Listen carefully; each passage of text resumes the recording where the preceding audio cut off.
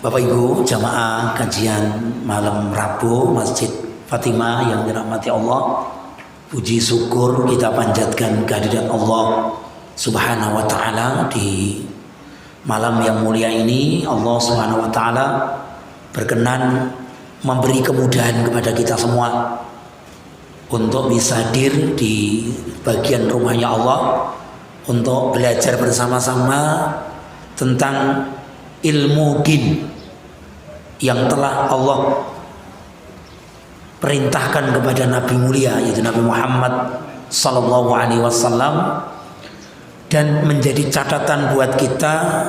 Baginda mengingatkan Allah melalui nabinya tidak mewariskan dinar dan dirham, tetapi Nabi Muhammad mewariskan kepada umatnya pelanjut risalah beliau yaitu Al-Quran dan As-Sunnah. Maka tentunya mengupayakan supaya kita mendapat bagian dari warisan Nabi. Tidak ada kata kecuali ketika kita ngaji. Kalau dulu mungkin orang membagi warisan identik dengan uang dan tanah. Jadi ketika bicara warisan itu biasanya kalau nggak bagi-bagi tanah, bagi-bagi uang. Tetapi kita sebagai seorang muslim, Baginda SAW mengingatkan bahwa warisannya Rasul adalah Al-Quran dan Sunnah. Maka siapa yang mengambil banyak dari manfaat Al-Quran, maka dia mendapatkan warisan paling banyak. Barang siapa yang mengambil petuah dari sunnah-sunnah Rasulullah SAW, maka dia telah mendapatkan jalan petunjuk yang kelak akan menjadi sebab bertemu dengan baginda Nabi Muhammad SAW. Izinkan di pertemuan hari ini kita melanjutkan yang sempat kita bahas di kitab Madarijus Salihin. Kita sampai kemarin kalau tidak salah yang ketiga. Hari ini jelang 17 Agustus, detik-detik kemerdekaan negeri kita ini, kita akan bahas bahwa ternyata hidayah yang menjadi pendobrak, hidayah yang menjadikan perubahan di muka bumi ini sejak zaman Nabi Muhammad SAW diutus Allah menjadi nabi, dan kelak sampai tutupnya hari kiamat adalah hidayah akal. Kenapa jamaah sekalian? Karena dengan akal yang diberikan Allah kepada manusia, maka manusia akan berubah menjadi manusia yang berperadaban. Kenapa jamaah sekalian? Karena tidak mungkin manusia hidup sendiri. Kita mulai pembahasan ini dengan satu penjelasan Quran. Allah sebutkan di surat yang kedua, surat 143, sebagai rujukan dalilnya kita bahas dulu. Nanti saya jelaskan di beberapa penjelasan. Hari ini secara khusus Bapak Ibu sekalian, saya akan mengungkap tentang kekinian hari ini yang ternyata apa yang dititipkan oleh para pendahulu kita, orang-orang Indonesia. Hari ini saya akan mengambil nama salah satu orang yang menjadi pahlawan nasional, yaitu Ki Hajar Dewantara. Kenapa? Nanti akan kita bahas secara detail. Mudah-mudahan saya mampu menyampaikan ke jenengan, karena muatan tentang dakwahnya Ki Hajar Dewantara melalui pendidikan ini ternyata kurang dimengerti oleh kita semua. Mari kita bersama belajar. Nanti saya sampaikan, mudah-mudahan jadi penggugah semangat kita, supaya kita, karena kita punya anak, kita punya anak yang akan kita wariskan perjuangan kita ini kepada anak kita. Dan hari ini panjenengan hadir di majelis taklim, yang itu adalah majelis tarbiyah pendidikan, yang tentunya kita harus punya tingkat prioritas. Saya tersugesti dengan niatan teman-teman Pati, ya. Jadi teman-teman Pati ketika berani menggugat ketidakadilan, teman-teman di Pati berani melawan kedoliman, ternyata simpatinya luar biasa, Pak. Dan ini kayaknya menjadi pemicu, dan ternyata itu diawali dari pola pendidikannya Ki Hajar Dewantara. Ini kita buka, Pak. Jadi Pati itu ternyata menjadi titik awal kayaknya, mudah-mudahan menjadi bahwa ternyata ketika rakyat itu bergerak, maka ternyata orang-orang di atas itu ya keder, Pak. Takut, Pak. Sing jelas jenengan kan ra kompak masalah niku. Hane jenengan iki kompak rampung urusane, Pak. Iki Bupati Sudewa wis ketar-ketir lho, Pak. Ketar-ketir niku. Iki kurang takdir nasib agak menjabat pirang dina dicopot, hadite ora bali kok, ora pulih niku. Nggih, belum malu yang dihadapi seumur hidupnya keturunannya nggih Pak. Sampai 7 turunan akan malu Pak. Saya punya bapak seperti itu, keturunannya malu. Belum lagi dicabut nanti kalau harta yang diambil dengan cara tidak benar itu diambil mungkin mohon pangapunten, KPK tidak bisa mengambil, nanti akan diambil paksa melalui keturunannya. Berat lagi Pak. Jangan dikira Allah tidur, enggak Pak. Teman-teman yang maling-maling rong konangan sing ngrasake sampean anak turune Pak. Dek iso seneng-seneng iso tukang dindi. Oh, silakan ra apa-apa. Maling ora apa-apa. Wong bakal eneng wong diintikan dengan mati to Pak. Wong kita pati mati ya. Pun tokne mawon nek wani pun karep ben ngoten mawon. Tapi nyen kula kaidaran ada kajiannya ternyata Pak. Karena kajian ini perlu saya sampaikan ke jenengan. Ternyata berangkat dari tafsir Al-Munir, ternyata yang menjadikan perubahan besar itu ternyata akal Pak. Akal. Dan ternyata Allah sebutkan satu ayatnya Allah, A'udzubillahi minasyaitonir rajim. Wa kadzalika ja'alnakum ummatan wasatan litakunu syuhada 'alan nas wa yakunar rasulu 'alaikum sa'idan. Dan begitulah ketetapan Tuhanmu Allah. Allah telah menetapkan, wahai orang-orang yang beriman, kami telah menjadikan umat Islam itu umat yang adil. Ini menarik Pak. Ini menarik. Jadi kalimat adil ini disematkan hanya untuk umat Islam, orang-orang beriman. Orang yang tidak beriman, maknanya kalau saya lebih khusus, hanya milik orang Islam. Siapapun mereka, kalau dia Muslim tidak akan adil. Kok ada hari ini Muslim tidak adil? Ada yang tidak beres dengan keislamannya. Yakinlah ketika mukmin itu benar-benar sesuai dengan ayat ini, pasti dia adil. Litakunu suwada 'alan nas. Agar kalian menjadi saksi di antara manusia lainnya. Wa yakunar rasulu 'alaikum sa'idan. Dan sungguh Rasul Muhammad sallallahu alaihi wasallam akan menjadi saksi kalian kelak di akhirat. Jadi Allah, Rasulnya akan menunggu kita jamaah sekalian bahwa kita akan dipersaksikan di hadapan Allah Subhanahu wa taala. Jamaah sekalian, saya kutipkan dari ayat ini, saya tidak ngarang. Saya ambilkan dari tafsir Ibnu Katsir dulu. Ibnu Katsir menjelaskan bahwa ketika Allah menyebutkan dengan umatan wasaton, artinya umat Islam itu akan menjadi khairun nas, sebaik-baiknya manusia. Namun yang jadi catatan buat kita semua, sampai jejak mana, sampai langkah di mana kita ini menjadi manusia yang terbaik. Jangan-jangan kita selama ini masih berjalan di tempat. Ini jadi masalah Pak. Jangan-jangan kita ini selama ini tidak pernah bergerak. Kita tambah tua ini tidak tambah kebaikan kita di sisi Allah. Jangan-jangan kita tambah usia kita, ternyata manusia tidak semakin mengenal kebaikan kita. Naudzubillah. Harusnya semakin tambahnya usia kita, karena semakin dekatnya kita kepada Allah akan semakin nampak kebaikan kita. Ini kita lihat Pak, keterangan-keterangan yang sempat saya tuliskan insya Allah. Kemarin saya singgung ini, catatan konjenengan kemarin sudah saya bahas sedikit tentang sabda baginda sallallahu alaihi wasallam bahwa ternyata kebaikan seseorang itu perlu dipersaksikan. Pangapunten Pak, ajeng lewat saya. Nggih, jazakumullah. Pun diladeni insyaallah.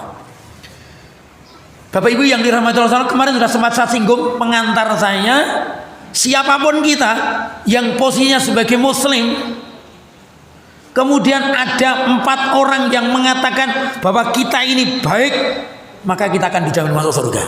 Tapi ukuran baik harus kita lihat dulu. Nanti kita lihat sebaik apa kita, ukuran baik mana. Ternyata ada bahasa kula Pak, enten centangane. Nggih, ada bahasa belum tondone saged. Yang harus kita lihat ada Pak. Dan ternyata hadisnya berhenti sampai 2 orang. 4 orang, 3 orang, 2 orang, dan sahabat tidak bertanya tentang 1 orang. Karena kalau disayangkan orang itu masih meragukan, mesti subjektif. Nggih. Nek dua orang itu bisa 50-50, bisa objektif, bisa subjektif. Maka di hadis ini tidak disebutkan kalau seseorang baik dinilai oleh satu orang, maka tidak cukup. Karena pasti penilaiannya subjektif, tinggal di mana dia akan beri kesaksian itu. Baik, Bapak Ibu, kita lari dulu sebentar, saya sampaikan insyaallah.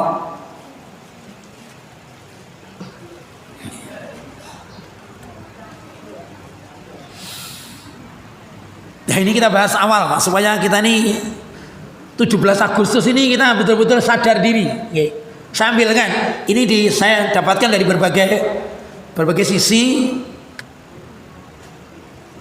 Orang yang sangat terkenal di negeri kita ini yaitu Kiai Hajar Dewantara, yang tanggal lahirnya dijadikan hari pendidikan. Dan ternyata yang menjadi tokoh utama, tokoh sentralnya ketika Kiai Hajar Dewantara mulai menjalankan misinya membuka tabir gelapnya Indonesia, itu ternyata tetap dari pendahulunya, yaitu Pangeran Diponegoro. Ini penting Pak. Jadi kita ini harus menjadi catatan buat kita sekalian, bahwa Diponegoro itu menjadi tokoh inspirator internasional Pak. Karena ternyata sekalian, saya baca itu buku yang dikarang oleh Diponegoro, autobiografi beliau, itu sekarang disimpan di UNESCO sebagai salah satu referensi bahwa ini adalah betul-betul orang yang berjuang, orang-orang berjuang, bukan berjuang di belakang meja, tapi mereka berjuang betul di medan yang sesungguhnya. Ya, mereka berjuang betul-betul, tidak hanya diberikan penilaian, tapi dia merasakan betul bagaimana perjuangan itu dilakukan sampai meninggal. Dan itu sosok Diponegoro ini menjadi catatan buat kita sekalian.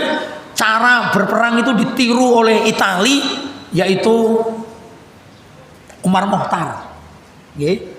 Umar Mokhtar itu adalah tokoh spiritual Itali yang dia berhasil melawan Inggris. Itu ternyata mereka menggunakan perang yang dipakai oleh Diponegoro, yaitu gerilya. Karena gerilya itu memang susah dipatahkan susah. Karena apa? Mereka ingat zaman sekalian, ketika Diponegoro itu melawan Belanda Pak, jangan bisa bayangkan dari Wonosobo sampai Jawa Timur itu terpaksa Belanda harus menyekat lebih dari 100 benteng. Dan hebatnya dulu jenengan mesti lihat di keterangan yang disampaikan Ustaz Salim Bela di Bapak Tanah Jawi, belum menukilkan tentaranya Diponegoro itu seperti siluman Pak. Diserang dari belakang, dia muncul dari depan. Dari depan sana, belakang sudah muncul. Di sana diserang, sini sudah muncul. Subhanallah. Jadi ini menjadi catatan bagi kita sekalian bahwa perang Diponegoro memang perang tiada tanding. Dan ini adalah kebanggaan umat Islam, karena Diponegoro itu hidup sejak kecil dari masjid ke masjid, dari pondok ke pondok. Begitu Pak beliau ini. Jadi kehidupan beliau ini adalah di majelis taklim, di majelis ilmu. Bukan orang yang senang-senang, foya-foya, nggak ada Pak. Jadi memang kehebatan beliau sudah diperkirakan oleh kakeknya sendiri, Hamengkubuwono kedua gitu Pak. Kedua itu kakeknya sendiri. Memang beliau menitipkan betul, ini luar biasa. Ini catatan sejarah yang kita lupa. Bapak Ibu sekalian, kita mulai dulu. Saya akan coba membahas di hari ini tentang kegagalan pendidikan kita. Mohon izin, meskipun saya ini jadi pendidik Pak, tapi saya nggak bisa banyak berbuat. Mohon pangapunten. Kenapa kok saya nggak bisa banyak berbuat? Karena saya dibatasi oleh kurikulum, dibatasi oleh buku. Meskipun jujur saya mengajar keluar dari buku. Tapi siapapun yang mengawasi saya mengajar, pasti dia nggak bisa tidur. Mohon Pak, jadi kalau saya ngajar siswa itu tidak mungkin murid saya tidur Pak. Aku keliling terus Pak. Saya aktifkan mereka. Kanca kula guru niku iso turu. Dadi gurune niku ning ngarep nerangke, ning mburi niku ngorok. Niku ada hari ini. Apalagi sing mulai jam 3 niku Pak. Walah lah. Mate kok masih wani Pak. Anggere pun jam 2 niku meskipun itu mangan gratis. Angger bar dhuwur niku Pak, karek 2,5 watt. Kenapa jamaah sekalian? Saya sedang mulai mencoba membangkitkan ruhnya anak didik saya, supaya ketika mereka jadi belajar itu ada sesuatu yang memang menarik. Karena jangan sampai dia tumbuh dewasa, tumbuh besar tuh fisiknya, tetapi otaknya, hatinya tidak nyambung. Ya, yang bisa nyambungkan otak dan hati itu Ki Hajar Dewantara. Ini teorinya, Pak. Kita bahas lagi. Jadi Bapak Ibu sekalian, mari kita mulai dari majelis yang mulia ini. Meskipun kita tidak masuk kelas, kita masih di masjid, saya akan coba terangkan kepada panjenengan tentang filosofi pendidikan yang diangkat oleh Ki Hajar Dewantara, mendobrak akhirnya muncul beberapa generasi besar. Sebelum saya jelaskan tentang itu, saya tidak pernah melupakan pendahulu awalnya, yaitu gurunya, yaitu Kiai Soleh Darat atau Kiai Soleh Ibnu Umar bin Umar. Bapak Ibu sekalian, sosok Ki Hajar Dewantara sangat mengidolakan gurunya Kiai Soleh Darat yang berada di Semarang. Artinya Bapak Ibu sekalian, kehebatan seseorang siapapun mereka itu berangkat dari majelis taklim. Majelis taklim, Pak. Siapapun kita kalau pengen hebat ngaji, Pak. Harus ngaji. Apa itu jamaah yang dirahmati Allah SWT? Ada 3 hal yang jadi catatan saya berkenaan dengan suksesnya perjuangan negeri ini ke depan. Ternyata berangkat dari apa yang pernah disampaikan oleh Ki Hajar Dewantara. Meskipun saya yakin jenengan itu kenal Ki Hajar Dewantara kan semboyan hidupnya, Pak. Moto hidupnya itu pun nggak dipakai, Pak. Contoh, ing ngarsa sung tulodo wis ra kanggo. Gitu. Ing madya mangon karsa blas. Tuturi handayani blas. Nggih, slogan yang dipasang di sekolah-sekolah tentang 3 itu nyuwun ngapunten, Pak, wis renek. Mulane sakniki sing keren kan nyuwun ngapunten. Pancasila sudah mulai redup, Pak. Sekarang yang muncul di situ kan Pancagila.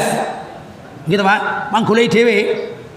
Jadi Pancasila ini sudah mulai nggak terkenal, Pak. Karena Pak sudah dikalahkan karena esensi Pancasila dari ketuhanan yang Maha Esa sampai keadilan sosial ini diwakili oleh beberapa gelintir manusia saja. Betul nggih? Bahkan jenengan pirsa, jika kita mau jujur sejak ketuhanan yang Maha Esa sampai keadilan sosial itu diterapkan, Pak, selesai, Pak, Indonesia selesai. Seandainya para pejabat negeri ini kembali ke Pancasila dan Undang-Undang 45 selesai, Pak. Tapi yang jadi masalah kan jenengan wis kalah karo keputusan DPR dengan Undang-Undang Omnibus Law. Dengan undang-undang itu akhirnya memotong, memangkas, bahkan menjadikan seakan-akan Undang-Undang Dasar Indonesia terkungkung, terpasung, tidak bisa dilaksanakan oleh orang-orang yang ada di negeri ini. Nyuwun pangapunten, meskipun Pak kami itu setiap sehari sekali kon ngadeg dirungokke dibacake Pancasila. Enten, Pak. Sani sampean sekolah ya? Sampean sekolah ini setiap sehari sekali, Pak. Itu Pancasila, ketuhanan yang Maha Esa. Muncul sekarang, Pak. Ya mudah-mudahan maksudnya Pak Abdul Mukti bagus. Minimal mengingatkan. Minimal mengingatkan. Lah tugas saya nanti menyampaikan bagaimana mewujudkan itu insyaallah, Pak. Bapak Ibu sekalian, kita mulai dulu yang pertama. Ki Hajar Dewantara berkata, siapapun kita yang belajar, itu mimpi awalnya ketika dia belajar dimanapun dia berada, survive and happy. Survive and happy. Bahasa Inggrisnya ngoten. Survive, no, Pak. Hidup, bukan hanya hidup-hidupan, hidup kita ini. Kemudian bahagia. Artinya Bapak Ibu sekalian, ini jadi cara penting. Siapapun kita yang ngaji, siapapun kita yang belajar di pendidikan dari bangku paling dasar sampai dengan nanti di perguruan tinggi, sampai lulus bahkan sampai S3, Pak. Kalau sampai orang itu tidak survive dan tidak bahagia, maka gagallah pendidikan itu. Maknanya apa Bapak Ibu sekalian? Beliau menuliskan supaya orang yang sekolah, orang yang ngaji itu menjadi manusia yang merdeka, diwujudkan dengan selamat raganya, selamat jiwanya. Bapak Ibu sekalian, kalau saya jelaskan secara kekinian, Pak, orang yang betul-betul dididik itu, Pak, itu tidak mungkin jadi penjilat. Karena dia punya komitmen sendiri. Orang yang dididik itu akan menjadi manusia yang dia berani mengeluarkan pendapatnya. Pati itu contoh keren, Pak. Napa niku sekwi napa sedaman ditantang ate. Wani. Gitu. Ayo. Wani kan nonton video ini toh? Wani, Pak. Subhanallah. Emang harus begitu, Pak. Dan jenengan kur inga-ingi, orangnya regane awake dhewe, Pak. Makanya ora kena bangsa ingah-ingi iki kudu serenek. Jadi jenengan kula harus berani menyatakan bahwa jenengan itu orang merdeka. Dan alhamdulillah sampai hari ini undang-undang menyampaikan pendapat masih dilindungi. Ini kesempatan kita, Pak. Dan ternyata Pati berhasil, Pak. Karena apa? Nyuwun pangapunten Bapak sekalian. Orang yang merdeka itu tidak hanya separuh. Dia harus raganya itu selamat, jiwanya harus selamat. Dan raga itu Bapak Ibu sekalian, itu diwakili oleh dua hal. Raga itu diwakili dua hal. Satu, penampilan kita. Nanti coba, penampilan kita. Jadi kalau bicara tentang raga, itu yang akan pertama adalah penampilan kita. Yang kedua, apa yang kita konsumsi. Jadi jasad manusia, raga manusia itu akan tegak berdiri, Ibu, Bapak Ibu sekalian.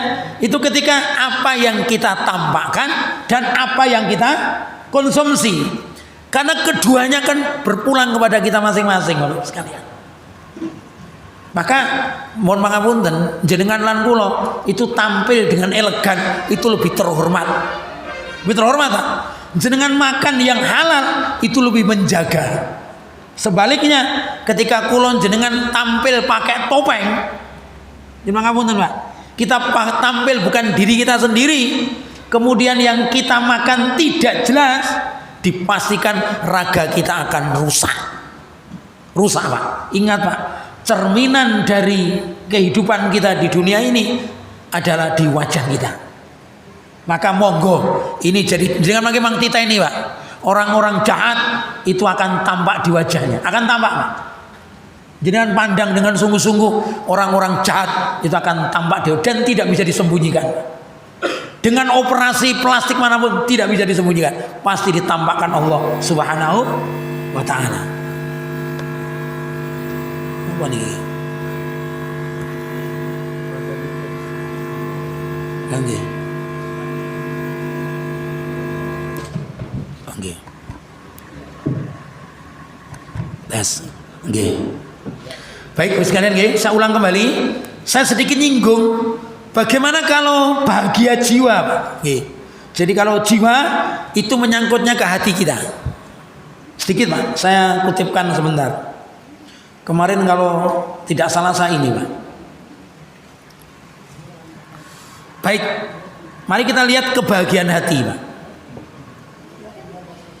Saya kutipkan dari kitab Al-Hikam, tulisannya Syekh Abdus Salam bin Ma'syi kepada penulisnya yaitu Abul Hasan Asy-Syadzili rahimakumullah. Coba kita bahas sebentar, Pak, tentang esensi bahagia hati. Syekh Abdus Salam bin Ma'syi menasihati murid terdekatnya yaitu Abul Hasan Asy-Syadzili rahimakumullah. Barang siapa yang tidak berilmu, maka dia tidak berharga di dunia dan di akhirat. Saya ulang, Bapak sekalian. Barang siapa yang tidak berilmu, maka dia tidak akan berbahagia dunia dan akhirat. Kita lihat kembali ke sini dulu, Pak, sebentar. Bapak Ibu yang dirahmati Allah Subhanahu wa taala, kembali ke kasus awal. Ternyata Ki Hajar Dewantara pendahulu kita mengingatkan, Pak, bahwa ternyata kebahagiaan itu ujungnya di ilmu. Ujungnya di ilmu. Pertanyaan yang menarik, Pak. Siapa pemilik ilmu sebenarnya? Siapa sebenarnya orang yang dikatakan ilmu itu? Siapakah orang yang dikatakan mampu mendapatkan warisan dari Nabi, yang dia mewarisi Quran dan Sunnah? Saya ketemu dua hal, Pak. Yang pertama, yang akan mewarisi warisan Rasulullah SAW bukan dinar, bukan dirham, tapi ilmu Quran dan Sunnah. Ketika mereka berilmu, yang pertama kali dia mampu menjadikan orang yang takut kepada Allah. Kalimatnya khasyah. Siapapun kita, di posisi manapun kita, kalau kita sudah dicabut rasa takut kita kepada Allah Subhanahu wa taala, berarti dia berbuat semaunya dia sendiri, maka siapapun dia, meskipun dia seorang profesor, maka tidak disebut orang yang berilmu. Karena ilmu tendensi pertama adalah takutnya dia kepada Allah Subhanahu wa taala. Yang kedua, jamaah sekalian, nanti masuk peran yang kedua, Pak. Orang yang berilmu dia akan produktif amal soleh. Ini yang kedua, Pak. Sekarang saya masuk yang kedua, Pak. Ternyata Ki Hajar Dewantara memberikan peringatan kepada kita. Jika orang itu terpelajar, jika orang itu ngaji, Pak, maka akan muncul dalam dirinya 3 hal. 1, dia akan memajukan dan menjaga dirinya.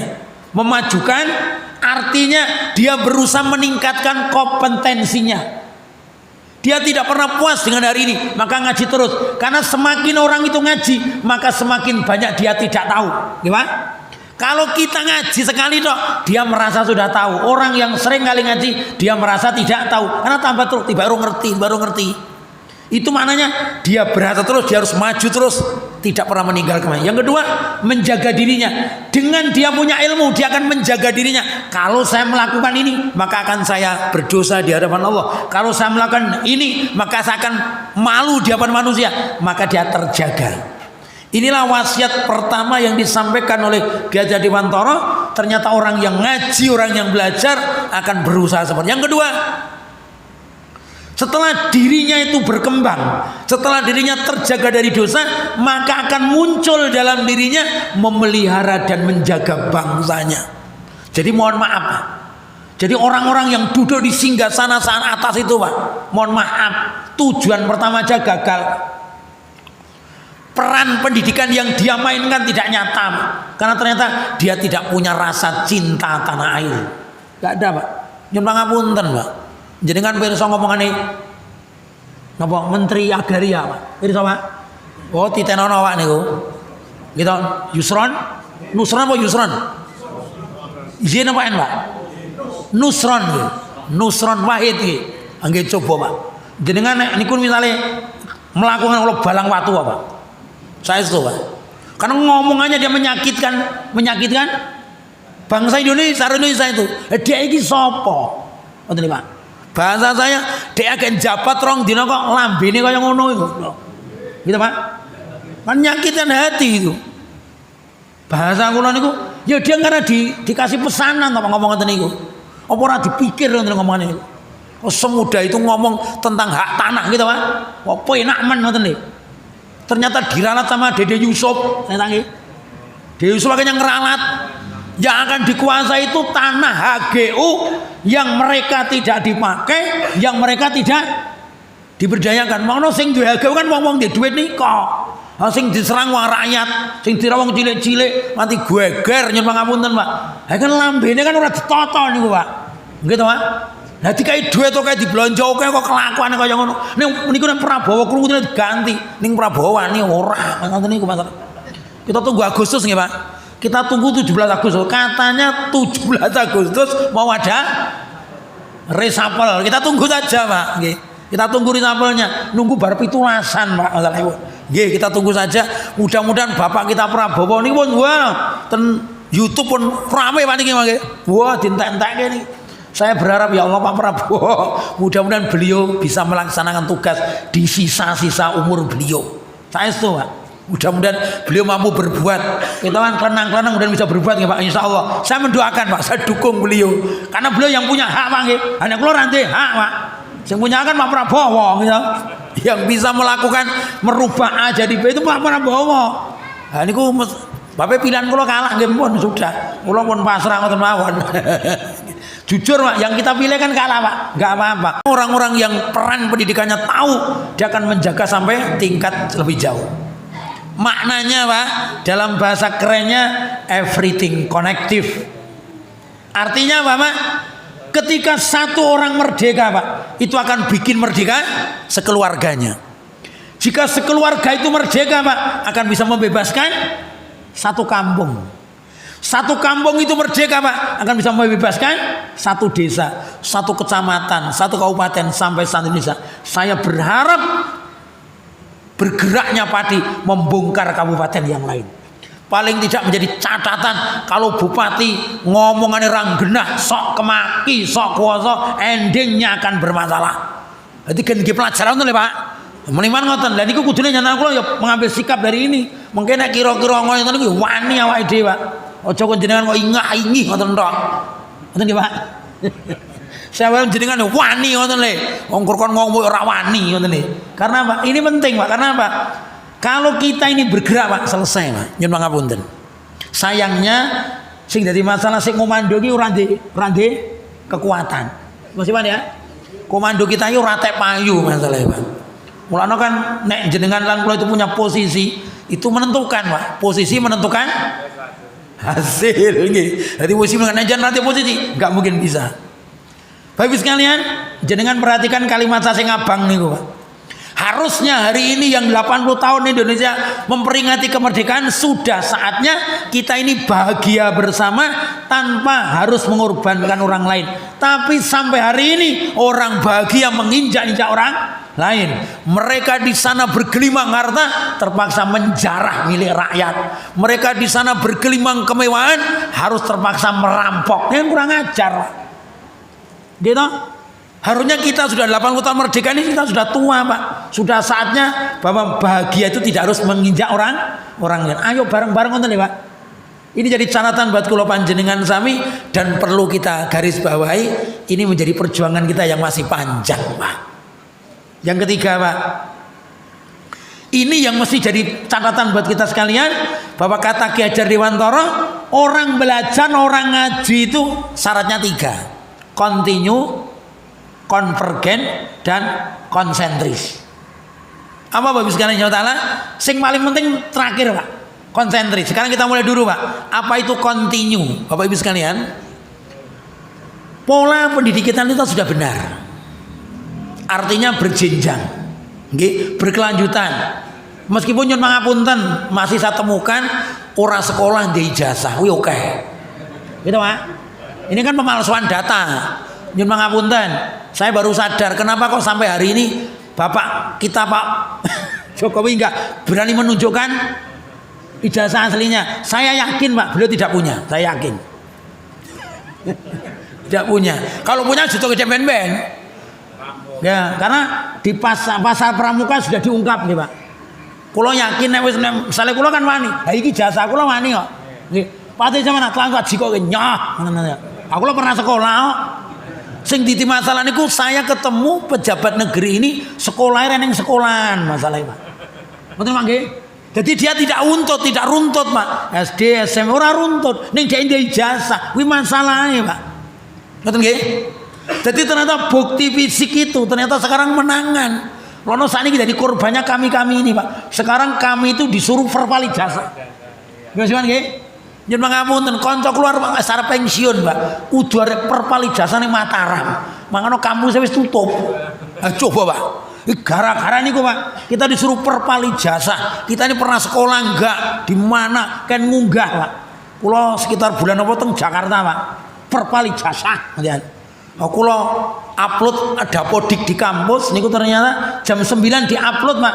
Itu Mak nyuk teng Dikti itu baru jam 2 malam. Coba, Pak.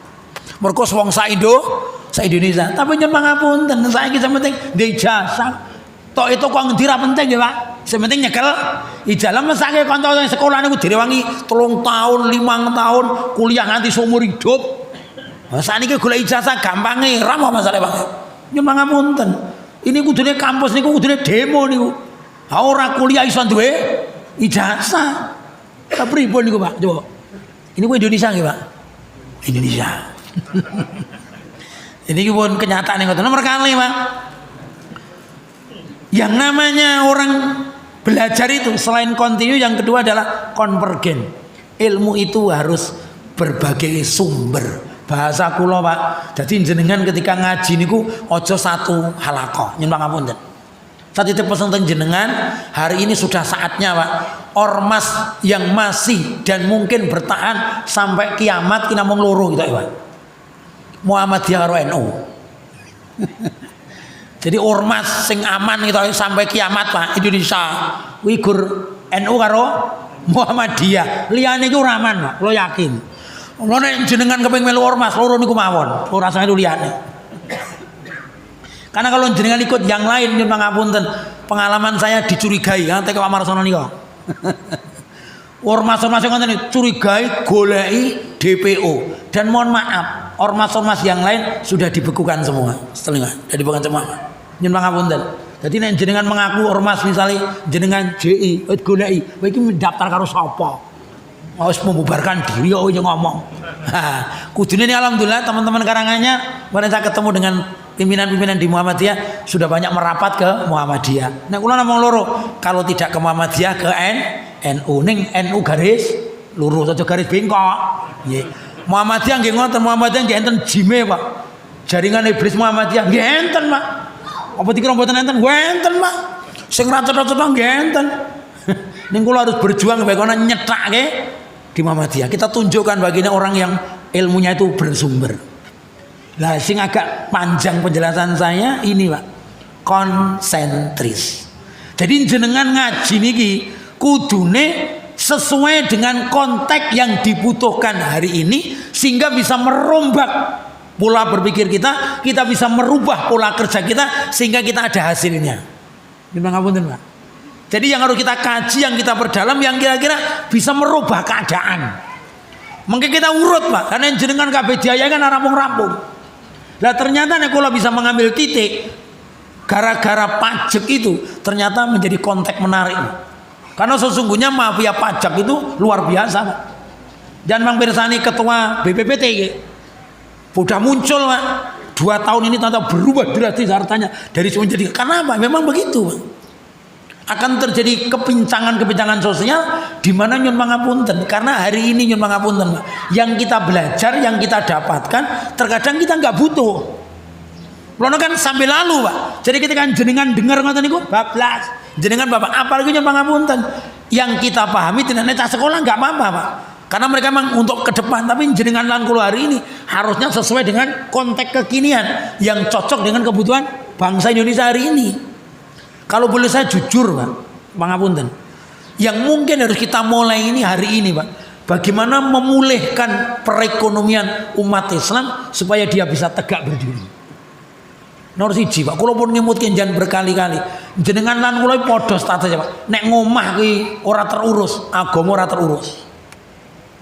Niku tolong dicatat penting teng hati jenengan. Nek jenengan nek ngomah ki jejeg, Pak, nggih. Sing dipangan kuwi wis enek aman, Pak. Kon mangkat ngaji, Pak. Nggih, kon berjuang. Ning nek enek jenengan lan kula sing dipangan wae urung cetha, mbok enek mbok ora. Kira-kira dikainget ini namung angin lalu, malah turu untuk pengajian, Pak. Kula yakin. Rijak berjuang kon iuran yo nanti duit. Nggih, Pak. Dicakin Pak yo nanti duit lajeng kepiye? Maka harusnya kita bersatu padu, Pak. Ayo bersatu padu. Dan masjid harusnya sudah mulai, Pak. Jadi membangkitkan kekuatan ekonomi umat yang muncul, peluang yang ada kita ambil, Pak. Harus begitu, Pak. Karena kalau tidak, Pak, nyuwun ngapunten, Pak. Jenengan lihat di pasar-pasar tradisional sudah bergeser semua, Pak. TC ini, Pak, nyuwun ngapunten. Kecamatan kami, TC ini, nyuwun ngapunten, Pak. Kondisi ekonomi sudah jauh berbeda, Pak. Karena apa? Pasar-pasar dikuasai pasar-pasar modern. Jenengan tidak jadi pemain, Pak. Jenengan jadi penonton, Pak. Manon jangan bersokian, Mbak. Kalau kita jadi penonton, bisa sorak-sorak tok, gitu, Pak. Sorak-sorak saja. Kita nggak bisa ngapa-ngapain. Kembali pertama kali, ayo kita mulai bangkit, Pak. Ekonomi kita bangkitkan, Pak. Monggo. Artinya apa? Kita benahi diri kita benahi posisi kita dengan cara bikin, ayo berbagi, Pak. Ayo kita bangkitkan umat Islam ini. Jangan sampai umat Islam yang di masjid ini nyuwun pangapunten. Sing dipangan ngomahe mboten enten. Lha kan pripun, Pak? Kira-kira enten mboten Mas Iwan? Enten ta kira-kira? Kula yakin ada, Pak, di antara panjenengan saya bingung.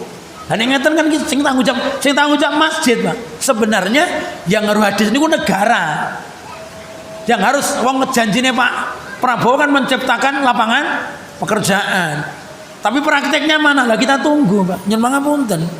Ini harusnya mulai dibangkitkan kembali. Jadi artinya kebutuhan tentang ekonomi, tentang kehidupan ini menjadi prioritas utama kita hari ini. Kita tidak sentimental, Pak. Pun ada nih kok.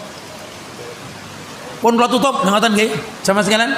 Kedua, mohon cakupan kita, Pak, hari ini setelah fokus tentang bagaimana ekonomi, yo Mak sithik mawon saya ikut bergerak bersama-sama perbaiki ibadah kita kepada Allah. Iku mawon, tolong, Pak. Jadi jenengan iki nyuwun pangapunten, nek wong ra nulungi jenengan pasrah kali Gusti Allah mawon. Nek jenengan meminta nyuwun pangapunten enggak ada yang bisa membantu, Allah tidak pernah tidur, Pak. Kula pitados, Pak. jika hambanya butuh, jika hambanya perlu, dan memang jenengan butuhkan, Allah akan turunkan. Lewat jalur manapun Allah akan lewatkan. Jenengan ngapunten, kuncinya cuma satu Pak, perkuat ibadah kita kepada Allah. Nek jenengan ajek-ajek wae Pak, terlalu lama. Maka tolong, saya sudah wasiatkan jenengan bahwa cara tercepat umat Islam bangkit dari keterpurukan adalah membangun kembali kebiasaan bangun malam. Pun iku mawon. Jadi selama kaum muslimin jenengan lan kula aktivis ngaji niki enggak tahajud Pak, masih terlalu lama Pak. Karena ingat Pak, doa yang paling mustajab itu bangun malam.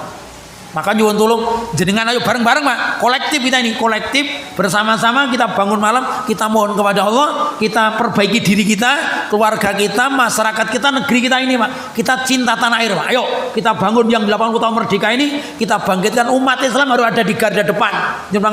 Jenengan jangan jadi penonton, kita jadi pemainnya. Kita ikut menentukan kebijakan itu karena Pak, nek mboten ngaten kita digilas arus, kemudian kita akan menjadi nyun pangapunten korban dari peradaban ini. Naudzubillah. Ngaten kemawon, kita ketemu di bulan depan insyaallah. Kita tutup dengan doa kafaratul majlis.